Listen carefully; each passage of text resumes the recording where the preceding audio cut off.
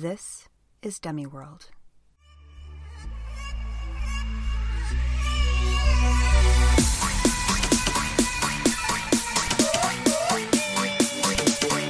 Oh my God! So good morning, Kelly. Well, good morning, Cyndi. How are you? I am well. How are you? I'm okay. Ready to talk about our last cult? Oh, so ready to get it over with. I got him. Rip that Band-Aid off, man. Rip it off. I'm done.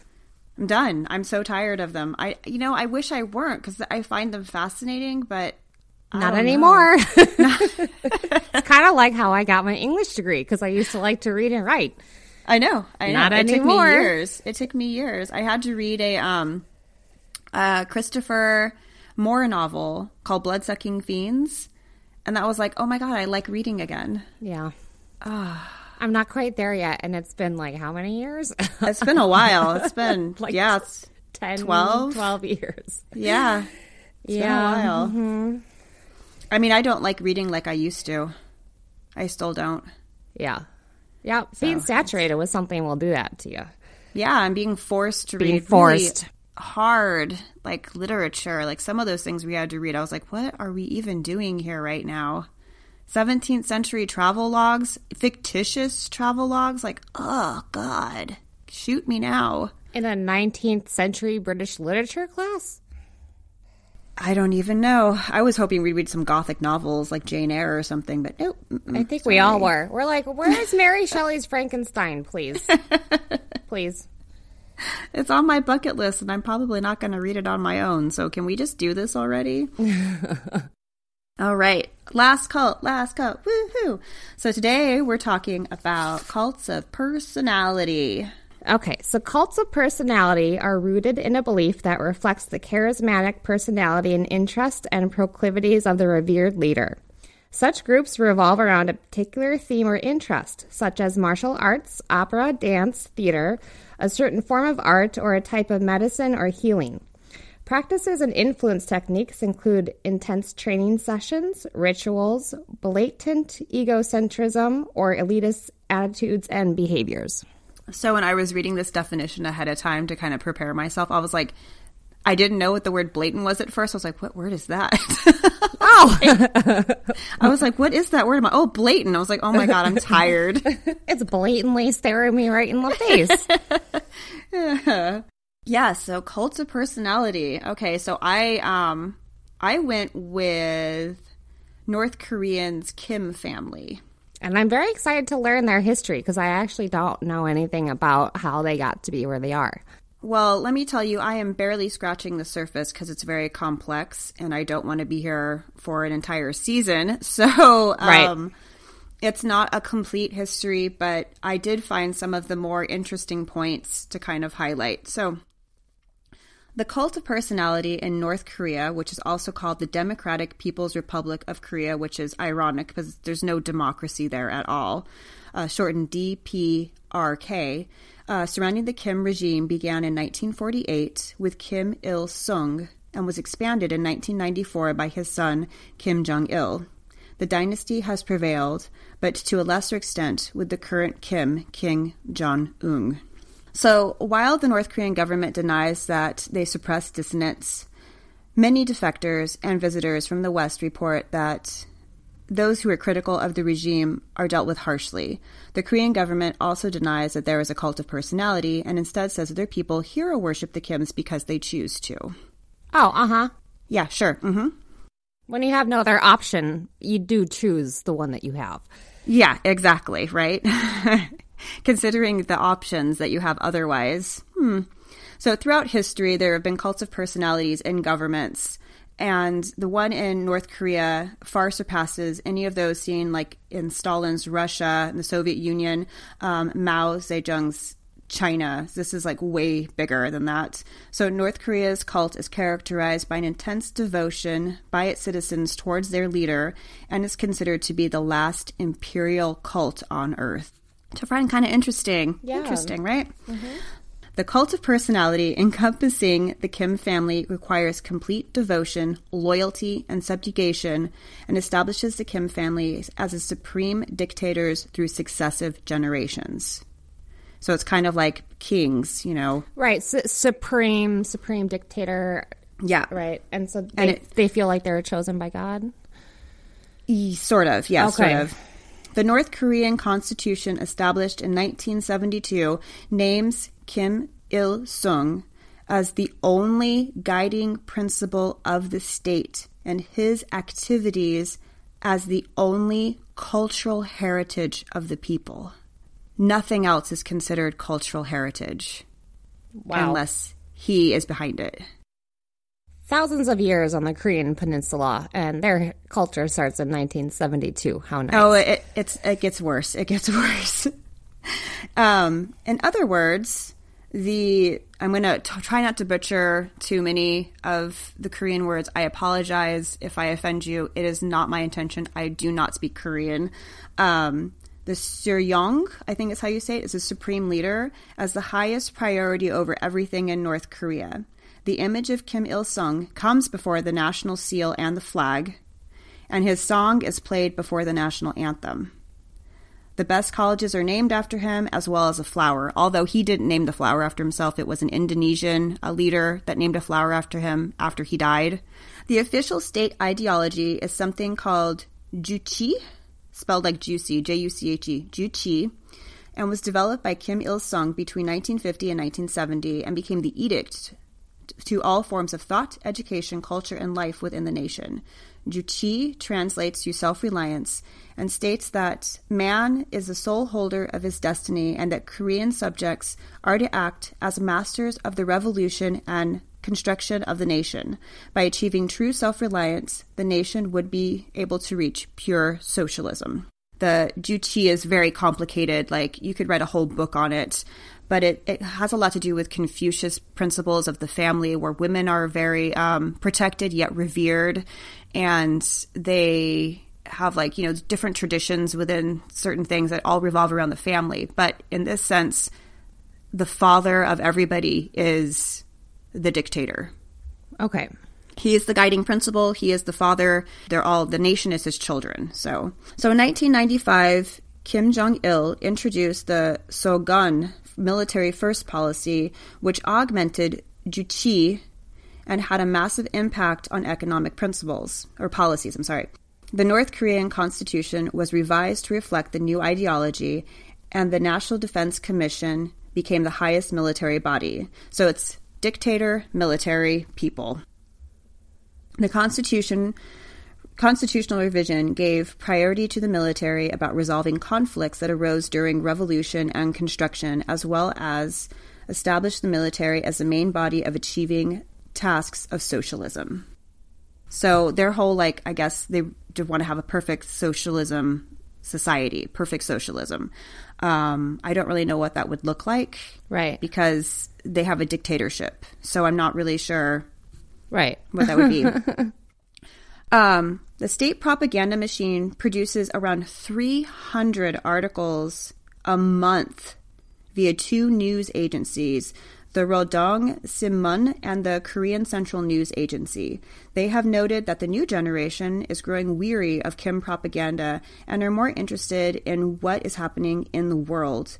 The government is finding it difficult to promote idolization of Kim Jong-un to what Koreans call a marketplace generation. So it's basically like they're like every other millennial generation. They want phones. They want to know what's happening in the world. They want to spend their money, but everything's so limited because they don't really have a global economy. Right. People are starting to try to defect a little more. Okay. So former North Korean poet laureate Jung Jin-sung puts this in concerning the Sony Pictures movie, The Interview, which I never saw. I never saw it either. It sounded really stupid, but it's basically an interview with Kim Jong-un.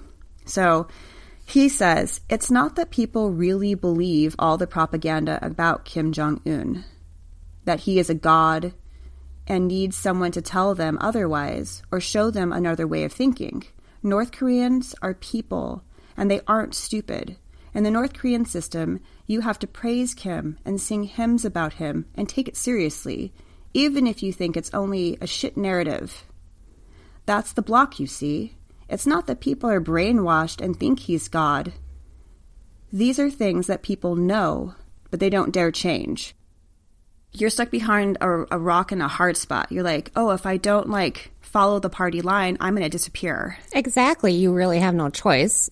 You are living in an abusive relationship where you could be murdered at any time. Yeah, I mean, you're on lockdown. Exactly. Yeah. You're a prisoner. You're a prisoner in your own country. Right. And it's not to say that North Koreans don't love their country. I'm sure they do. I'm sure there's a lot of wonderful aspects about it. You know, they have a lot of national pride but well, the regime is different from the country. It's just like, look who's the leader of our country right now. Right. I'm still proud to be an American, even though I'm not happy with our leadership in the country, Okay, so how did this whole thing start? What the hell happened? So, Korea was occupied by Japan from 1910 to 1945. Japan tried to suppress Korean traditions and culture and ran the economy primarily for Japanese benefit. Korean resistant groups known as Dongnipgun Liberation Army operated along the Sino-Korean border, fighting guerrilla warfare against the Japanese forces. Some of them took part in allied actions in China and parts of Southeast Asia. One of the guerrilla leaders was a communist named Kim Il-sung, who later became the first leader of North Korea. In 1945, at the end of World War II, so Japan's occupying Korea, it falls. So Korea is now divided at the 38th parallel by two Americans with no input from Koreans at all. The top half is given to the Soviet Union and the southern half is given to the U.S. Okay. So they're still being occupied. So then the cult of personality surrounding Kim Il-sung began with genuine affection from the North Korean people. However, that affection was distorted and manipulated by the government for greater control. So according to official state, this is a new word for me, hagiography. I don't know that word. So a hagiography is a piece of writing that idolizes who it's written about. It's inflative, hyperbolic. It's not really factual. Okay, right. It's based on fact, though. Right. It's exaggerated, sort of. Yeah. Yeah. Mm-hmm. So according to the official state hagiography on Kim Il-sung and his 8-volume memoir... Jesus Christ. I know. He is credited with nearly single-handedly defeating the Japanese occupation of North Korea. So these accounts ignore the Soviets and the Americans during the Korean War with Japan and trying to help liberate them, and with the rebuilding of the nation. Over his life, Il-sung was given titles of esteem including Sun, as in the star in the sky, Great Chairman, and Heavenly Leader, and awards like Double Hero Gold Medal, which kind of sounds like a really bad English translation of something. Right. What? Who's awarding these awards to him? Oh, they're self-given. Oh, okay, that's what I thought. But the official documentation say that they're given to him by other world leaders, such as Fidel Castro and Jimmy Carter. Oh, yeah, but no, I don't think so, right? No, it's not true. Not true. So indoctrination starts early. It starts with school children. So in school, North Korean children are taught that they are fed, clothed, and nurtured in all aspects by their fearless leader. Larger schools have special rooms set aside that are specifically for learning about Il-sung, and these rooms are called Il-sung Research Institute. So each large school would have this separate room, just like a lectern, just for learning about Il-sung. It's made out of the best materials. Like the school will be crumbling and terrible, but this lectern is be like beautiful. It's going to marble, marble, and the best stuff, and it's well kept, and it's got a model of Il-sung's birthplace, which is also in dispute. They say it's in this like other one place where it's not. It's like a sacred mountain. They say this is where he was born when he's not born there. Right? Yeah. Yeah. And the mountain's sacred to both North and South Koreans, but the South Koreans can't go there now because it's above the 38th parallel. Right. So they can look at it because it's a big mountain, but they can't visit it. Also, images of Il-sung in public buildings are proportioned to the size of the building. The larger the building, the larger the image. Right. Yes. And his birthplace is also a bucket list pilgrimage. The North Korean Children's Union is similar in appearance and motto, which is be prepared, to scouting organizations in the West. However, it's nothing like Baden-Powell, the guy who wrote Scouting for Boys, and all the scouting stuff is based off of. Nothing like what he would imagine. Started in 1946 by Il-sung, the Children's Union was reinvigorated in 2012 by Jung-un on the 66th anniversary of the union's creation.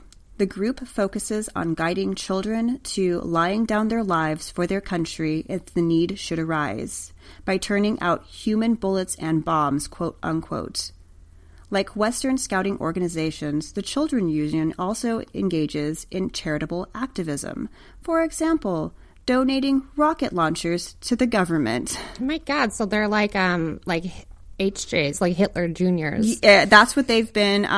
That's what they've been likened to. And when they were likened to Hitler Youth by the North Korean president, they had the children take bayonets and eviscerate effigies of Lee, the South Korean president. Okay. And broadcasted it. And they routinely do that with effigies of American soldiers as well.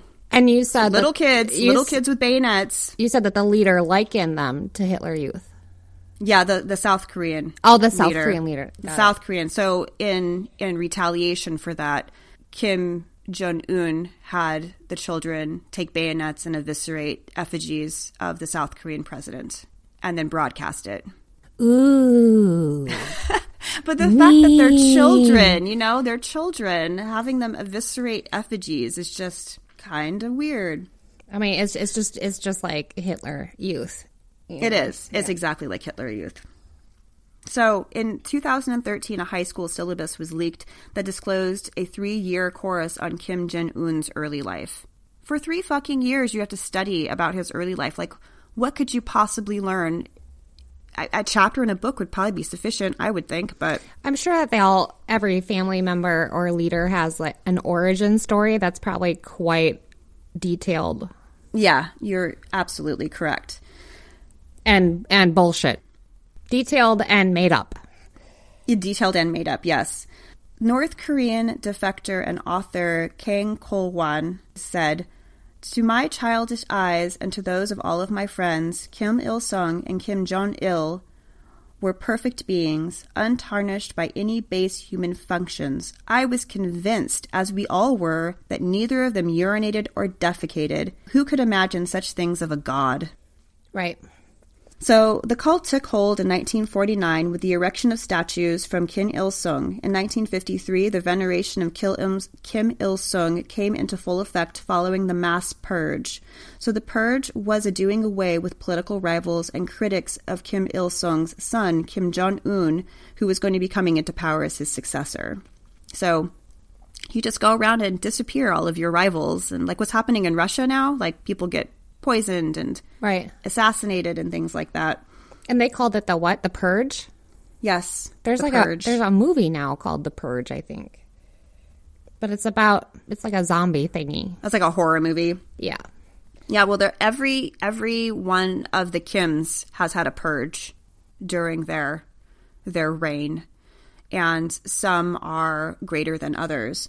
Kim Il-sung's Great Purge came with the historically known August incident in 1956, when pro-Soviet and pro-Chinese Yana factions of the Workers' Party of Korea tried to overthrow Il-sung. Many of those involved in the attempted coup were executed.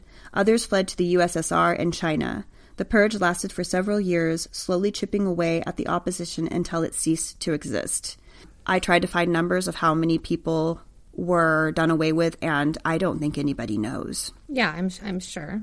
There's no record kept of that, and if there is, they're keeping it close to the vest. We don't know how many people were murdered or executed. So yeah, in 1966, Kim Jong-il was appointed the State Propaganda and Information Department, where he worked on developing and venerating his father. During this time, the term Suryong, Great Leader or Supreme Leader, came into habitual usage by the people, even though Il-sung had been referring to himself as the Great Leader since 1949. Fake it till you make it. According to high-level defector Hong Jan-yop, some college students studying abroad in the USSR during the dismantling of Stalin's cult in 1956 left them critical of Il-sung. Upon returning to North Korea, they were subject to months of intense interrogations, and those students who could not dispel suspicion were secretly executed. Kim Il-sung died in 1994 and his son Kim Jong-il declared a 3-year period of national mourning, which is the custom after the death of a parent. Your children would mourn for 3 years. Okay. But since he's the father of the nation, everybody is going to mourn for 3 years. Those discovered violating the mourning rules were met with severe punishment. This included forms of amusement such as dancing or drinking alcohol. Kim Il-sung's body was placed in a public mausoleum in the Kusuma Memorial Palace, where his preserved and embalmed body lies under a glass coffin. After his death, Il-sung was referred to as the Eternal President, and in 1998, the Constitution was edited to reflect this. Upon Il-sung's death, Kim Jong-il expanded the cult of personality. So now there's like giant golden statues of both him and his dad all over the place. Okay. Pictures everywhere, like really ridiculous pictures of them, like in battle or just doing like godly sort of things. Right. Kind of reminds me of, is it Putin who's like riding a bear? Yeah, it's very much like with his shirt Putin. off, you know? Yeah, it's very Putin-esque, because, you know, like he does away with his adversaries as well, too, in nefarious kind of ways as well. 3 years after Il-sung's death, the Juche era dating system was introduced, replacing the Gregorian calendar. Year 1 of the new calendar began with the birth of Kim Il-sung, April 15th, 1912. It is currently year 109 in the Juche calendar. Okay. They redid their calendar, so North Korea starts with the birth of Il-sung. So their new year is April 15th then? I think so, yeah. Okay. Yeah, so I guess it'll be year 10 this year, right? Oh, no, in 2 years. Does that work? No, wait, you said 1912. So you mean year 110? 110. Yeah. Yeah, okay, 110. Yeah, I think so. Yeah, they don't have a 0 year. It starts with 1. Okay, I see. Yeah, it starts with 1. The North Korean famine. So this is awful. They've had a couple of famines, but this was by far the worst one. Also known as the Arduous March or the March of Suffering, took place from 1994 to 1998. With the death of Kim Il-sung, the government was in upheaval for several years. This, together with governmental mismanagement for several years prior to his death, the refusal of foreign aid, the experiment of having an insular economy with limited global trade, the burning of bridges in the 1970s with unpaid foreign loans, and reoccurring droughts and flood left North Korea without food. The North Korean food distribution system favored those who were high-ranking in the government and those with unquestionable loyalty. Of course. Of course. The exact number of people who succumbed to starvation and starvation-related illnesses is unknown. However, estimates place the number of dead between 240,000 and 3.5 million. That's insane. They have gold statues all over their country, and their people are dying from famine. Yeah, and people are still struggling with food scarcity. They had a whole program with, like, just eat 2 meals a day. Yeah, and I heard that, you know, they really push amphetamines and cigarettes, and the overall just weight to people is low. And then they have, like, these missile launches, which are, like, $850,000 missile launches that don't work, but they could have fed their people. Right. But they spend the money on bullshit instead. Very militarized. In addition to food shortages, inadequate medical care exacerbated the situation. With out-of-date training for medical workers, frequent power outages, contaminated water, and sparse medical supplies adding to the death toll. Women suffered significantly during the famine due to the gendered structure of North Korean society, which deems women responsible for obtaining food, water, and fuel for their families. Sometimes this is also extended families as well. The North Korean workforce has the highest number of women in the world, averaging about 89% of the total workforce. Therefore, women had to remain in the workforce while trying to obtain supplies for their families. So if a family starves, it's the woman's fault. Pretty much. Okay. Not the state's fault. Pregnant and nursing women face severe difficulties in staying healthy. Maternal mortality rates increased to about 41 per 1,000 women, while simple complications such as anemia, hemorrhage, and premature birth became common due to vitamin deficiency. Children were most affected by the famines. The World Health Organization reported death rates of children at 93 out of every 1,000, while those of infants were cited at 23 out of 1,000. So 23 of the 93 are infants. Oh, okay.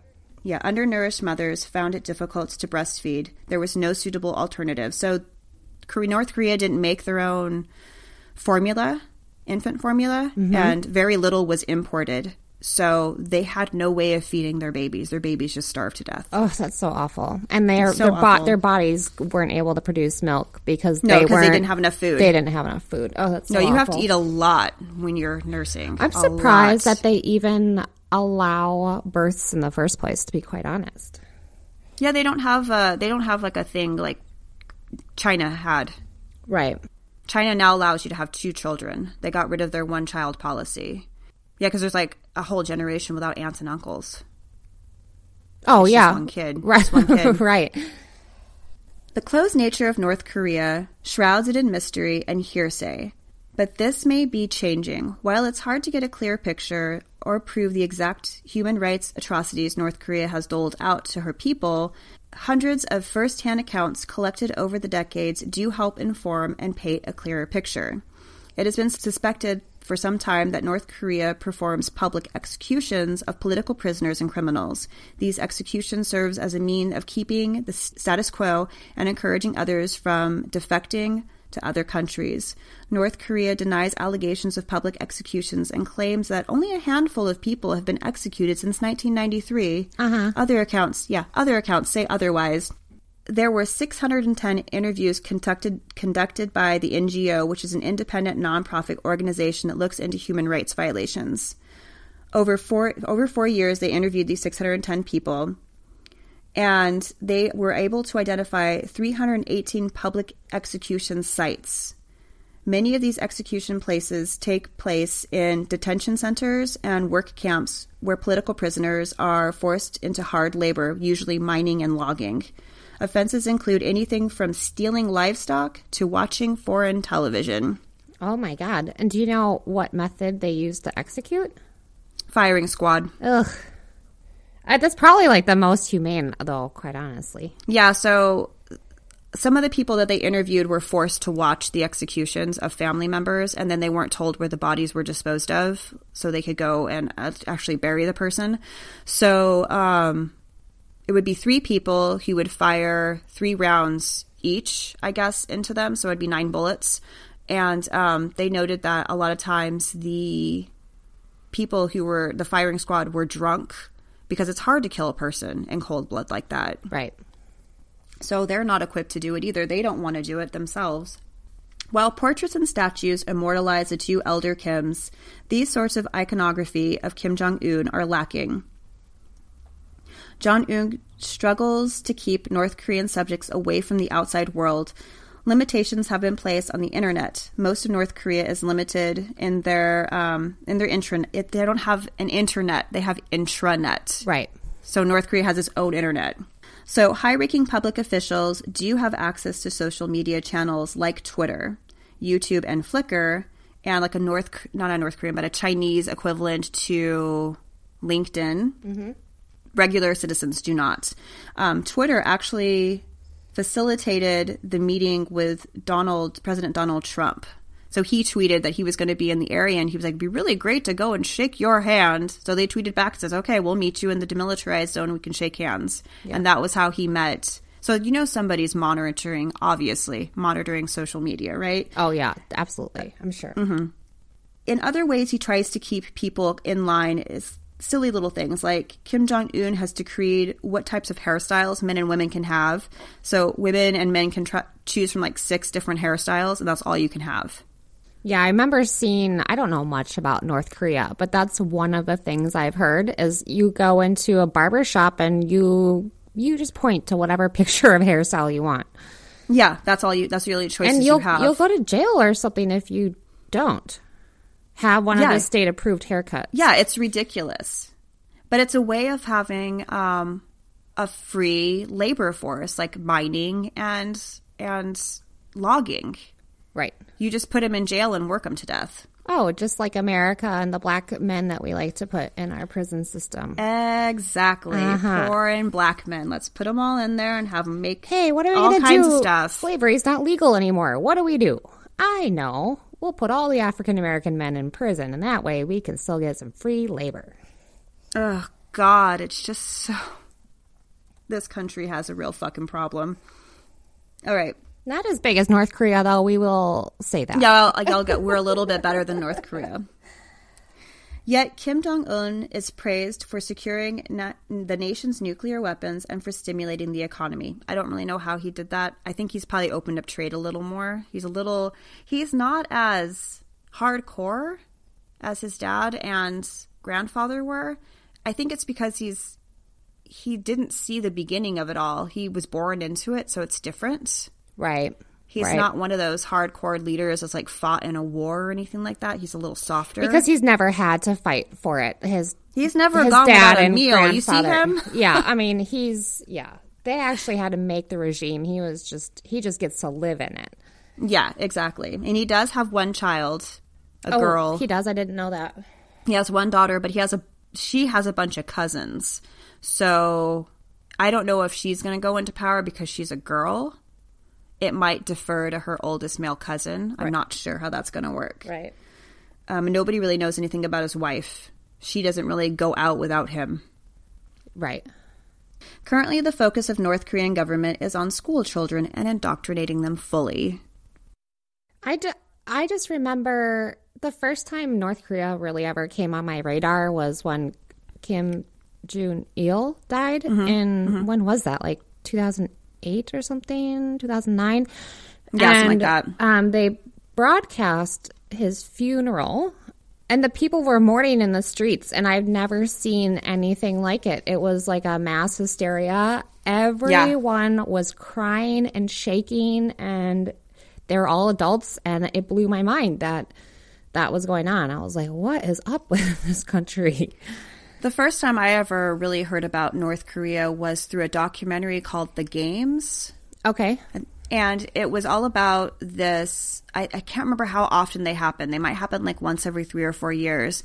But it's basically everybody has to devote time to these games. And it's like a week-long event of dances and music and just basically paying homage to the leader. And they perform these elaborate dances and things hoping he'll show up. Right.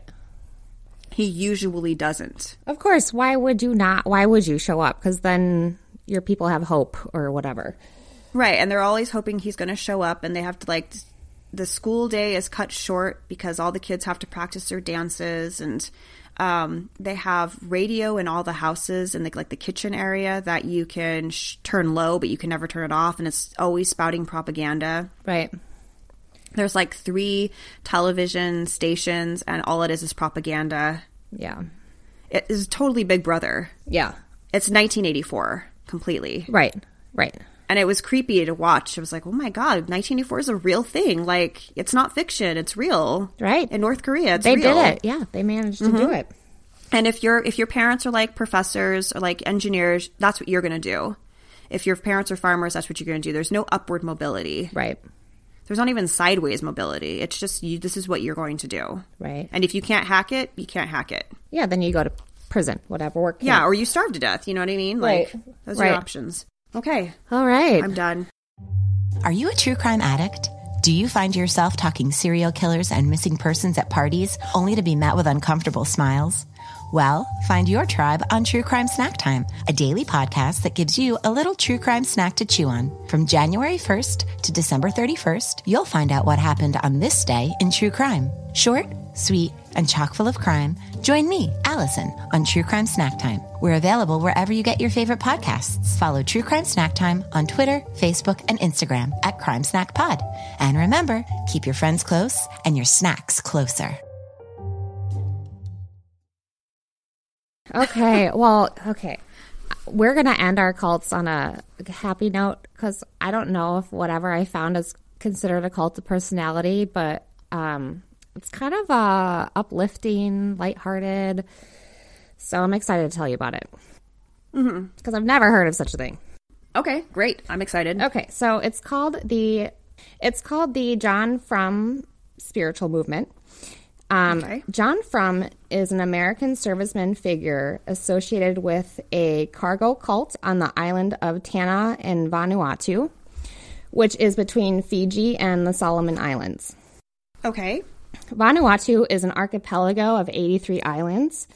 It is inhabited by the Melanesian people, and it's also the setting for the musical South Pacific. Oh, okay, great. Cargo cults sprang up around World War II when hundreds of thousands of American servicemen would appear on these tiny, isolated islands in the Pacific, bringing with them technological advancements these people had never seen before. Not only did these technologies make their lives easier, but they were freaky as fuck. Like radios and refrigerators and motorcycles. Wow, yeah.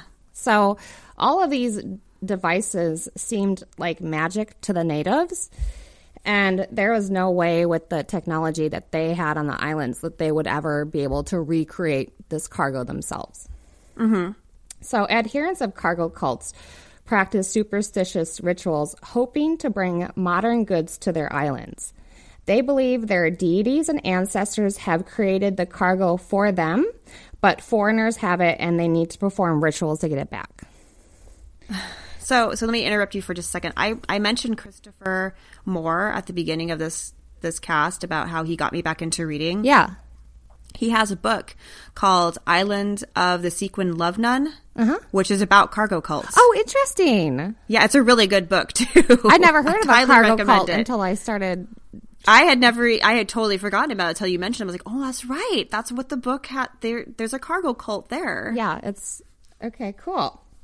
Vanuatu was taken as a Spanish colony in 1606 and named La Australia del Espiritu Santo. Okay. In the 18th century, after Captain Cook came to the area, France and England started claiming islands in the archipelago for themselves. And by 1906, they agreed to control the islands together and rename the archipelago New Hebrides Condominium. Vanuatu regained their independence in 1980 and renamed themselves. The islands have about 250,000 residents who speak 7 different indigenous languages. Wow. But the islands have 3 official languages: Bislama, which is a Creole language, and then English and French. Okay. And their bigger exports are coconuts, coffee, and timber. So Tanna, the island in Vanuatu where John Frum worshippers live, is about the size of Guam.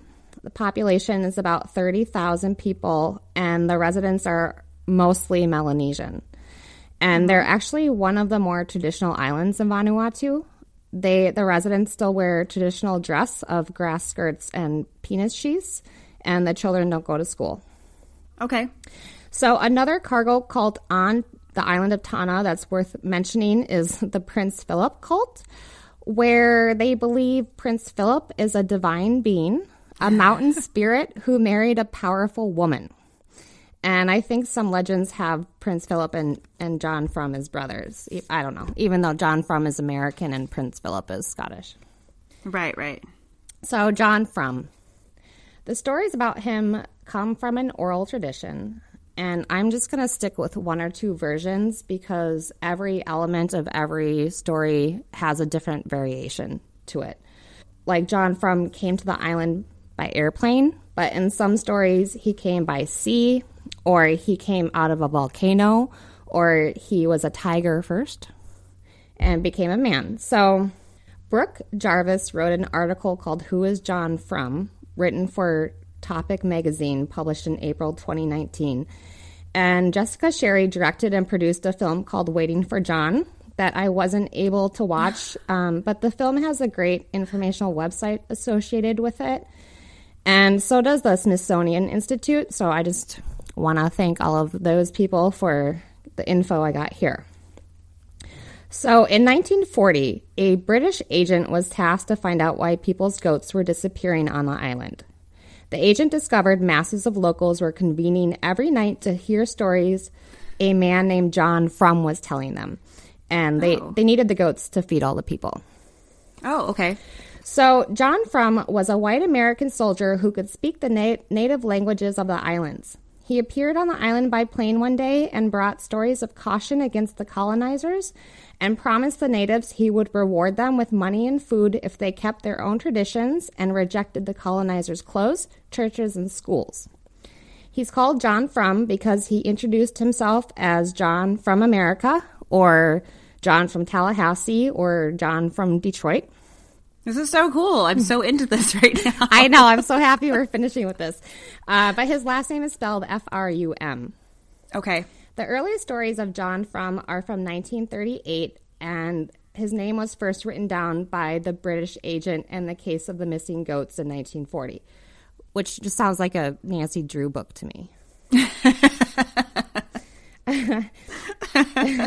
So after the U.S. got involved in World War II in late 1941, early 42, stories of a white man bringing the islanders' wealth came true in the form of cargo ships arriving, bringing the industrial world to the islands, further cementing their belief in John Frum and their dedication to him. So the early leaders of the John Frum movement were imprisoned by the colonizers and became martyrs. Oh, no. The Americans were different from the colonizers because they handed out cigarettes, chocolate and other candy, and Coca-Cola freely to the locals. They ate meals with them, which the colonizers never did, and they paid them 25 cents a day for labor, which the colonizers never did. No, of course not. We're not going to pay you for labor. We're just going to take it. We're just going to take it. So the natives appreciated how much more humane the Americans treated them compared to the colonizers. So after the Americans left and the supplies stopped coming, the locals started developing beliefs on how they could summon the cargo to come again. Brooke Jarvis, who wrote that article for Topic magazine, said that Richard Shing, who is the director of the Vanuatu Cultural Center, said, quote, "It's a belief that has held this community together," end quote. So the cult's rituals are on Friday nights, the natives fly the American flag and march in soldier formation and sing songs to John Frum so he may bring them cargo from the spirit world. On February 15th every year, the day John promised to return to the island to meet with their chief when he left, they hold a large celebration called John Frum Day. The men used to paint letters USA on their bare backs and use bamboo sticks as stand-ins for rifles. But more recently, they started wearing army fatigue sent to them by an American because the celebration is starting to draw the attention of more and more people around the world over the years.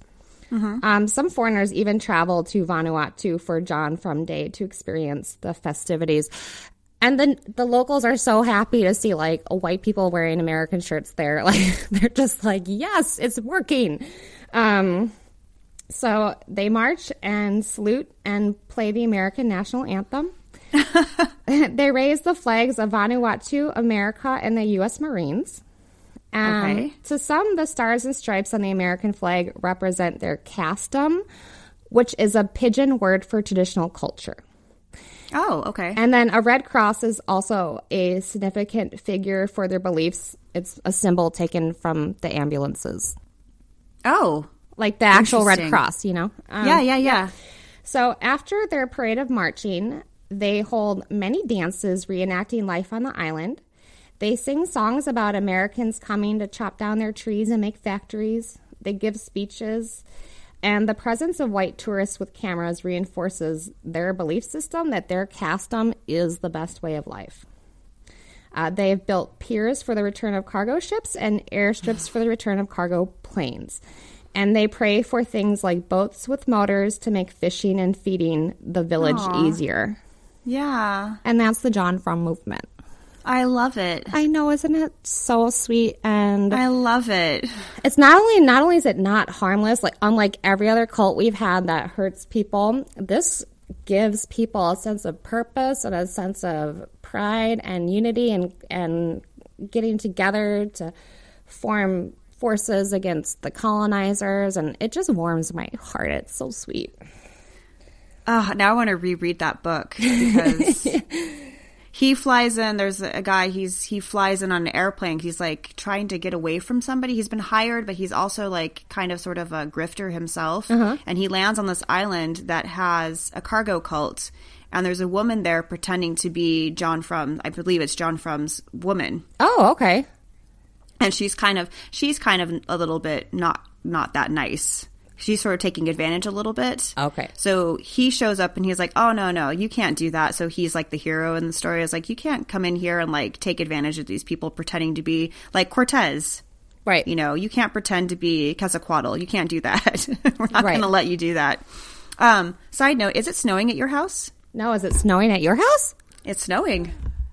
No, I'm not seeing any flakes. Big sloppy snowflakes too. Big sloppy flakes. Oh, no, not yet. I wonder when it'll get here. I mean, weather moves from west to east, right? So it should. Does it? Doesn't it? I have no idea. It's maybe I think east to west sometimes. I mean, I don't know.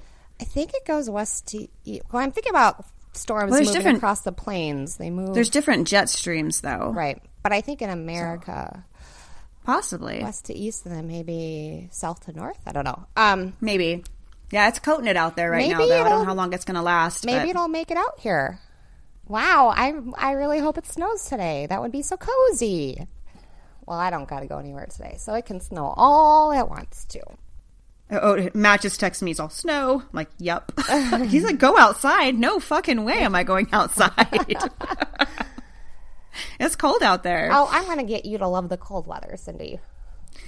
It doesn't bother me as much, but I want you to... I do not like being cold. I know. I just don't like it. But I'd like you to come outside sometimes when it's cold with me. So I'm gonna have to I went hiking in the rain the other day. Good for you. Thank you. It was a big thing for me. Yeah. Good. Considering I don't have good shoes. Oh, yeah, right. My feet were wet the whole time. So this has been Demi World. I'm Cyndi. And I am Kelly. Thanks for listening. This is our last episode for this season. Yes, and thank goodness, because Cyndi and I are both so tired of cult.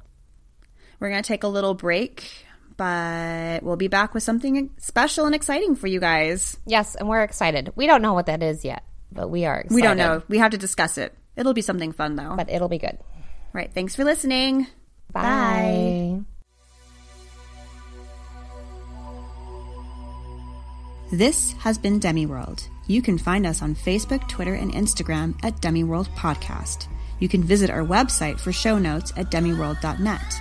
If you want to reach out, you can email us at demiworldpodcast@gmail.com. You can support us on Patreon at Demi World Podcast. And remember to rate, review, and subscribe. Thanks for listening. Bye.